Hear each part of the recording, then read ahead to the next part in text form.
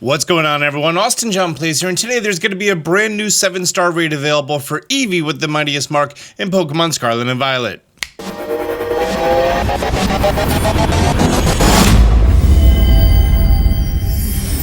Just to let you guys know, merch that was teased last year is finally going to be available for pre-order for this holiday season. The Austin John Slays sweater is finally available. So for holiday 2023, whether it's an ugly sweater party or you just want to wear a cozy sweater, austinjohnplays.com/merch. Get it this holiday season. Thanks. This event went live at Friday at midnight. Unfortunately, I wasn't able to do it then because I was doing Super Mario RPG stuff, which I don't think I'm going to do anymore. There doesn't seem to be a lot of interest on the game, so we're going to be skipping that one. Anyways, if you go to the Poke Portal and then we go down here to Mystery Gift and we check the Poke Portal news, let's go ahead and take a look at the Eevee that we're going up against. It's level 100, obviously it has a times 50 HP multiplier, much like the Pikachu was. It's always going to be female, average size. Moves are Double Edge, Hyper Voice, Bite, and Charm. Shield activation soon as it begins. And extra actions are as soon as we're at 98% time remaining, right when the battle begins, it's going to be using Baby Doll Eyes. It's going to reset its stat changes at 95%. It's going to reduce your Terra Orb charge at 90%. It's going to reduce your stats at 80%. It's going to reset her stats at 65%. And it's going to reset your stats at 40%. That is a lot of stat resets between you and her. Once you beat the battle, there's going to be a whole bunch of Evolution Stone rewards, ability patch, and some normal Terra Shards. So most likely this is going to be an event that you're going to be doing for Terra Shards, although you can get the Eevee reducing berries. Oh, I get it. Like the Palm Egg and the Quailot and the Hondu and the Tomato berries. All of those that reduce EVs you get from the Eevee raid. Cool.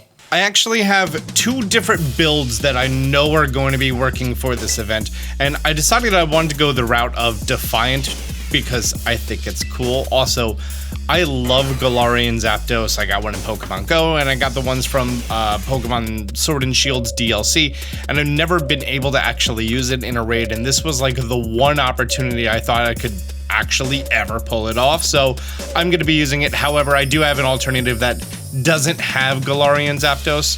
That way, in case, you didn't get one, you don't have to worry. We're going to be using its ability Defiant to bypass the Baby Doll Eyes, max HP, and max attack. In fact, for Annihilate is also going to have the same ability, Defiant, max HP, and max attack. So the two are built pretty much the exact same way, and then also Adamant Nature, which increases the attack and decreases the special attack. For Annihilate's moves, all it needs is Drain Punch, and I also gave it Focus Energy because I'm going to mess around with that. And for Zapdos, all it actually needs is its signature move, Thunderous Kick, which is going to decrease the defense stat of the opponent every time that it lands. If you're running Zapdos with me, you have to hold the Shell Bell, and if you're running Annihilate, you're going to be holding the Metronome. The Metronome is going to make it that way after 5 consecutive moves, the power of the move is now doubled, so we're going to be using that. Drain Punch for HP recovery. Also, despite how much I've played this game, which is many hundreds of hours and doing a lot of raids and everything, I never actually found out if when they reset your stats, if that would go ahead and reset things like your critical hit chance. Never knew because I never tried it, never did, so I'm gonna mess around with that. Granted, it increases it by 1 stage, so it makes it more likely to happen. We'll see. Ah, cute little girl. Whether you're playing online or with friends, either of these builds is going to work so very well. They're not going to step on each other's toes, and you're going to be absolutely fine. Oh, the one thing I didn't mention is Annihilate. Your Terra type should be fighting. What happened to the top? Where's Eevee's name? Where's the green? Oh, there it is. Thanks, game.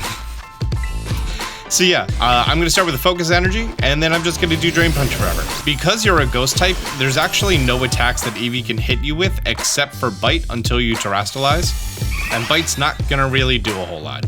Some of our Terra Orb was stolen, and we're just going to continue doing Drain Punch. I got my second crit in a row, so yeah, it looks like the Focus Energy is working.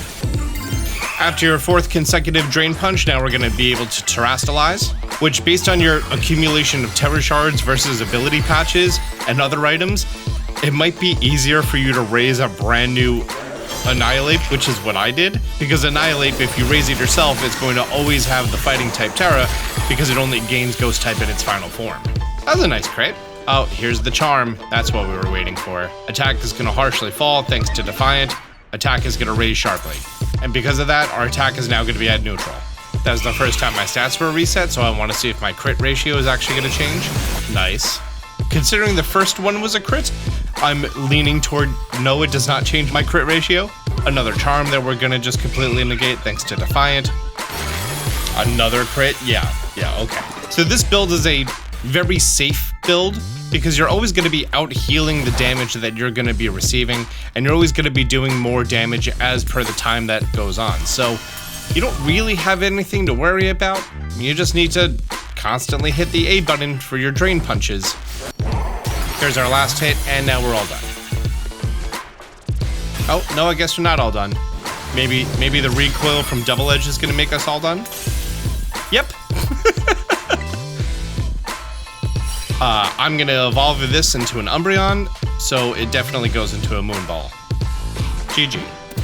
I got an ability patch, Water Stone, Thunderstone, Firestone, Leaf Stone, Ice Stone, and then, oh, also because the Eevee berries increase friendship, that's probably why you're getting them, not because, you know, the pun of the name Eevee.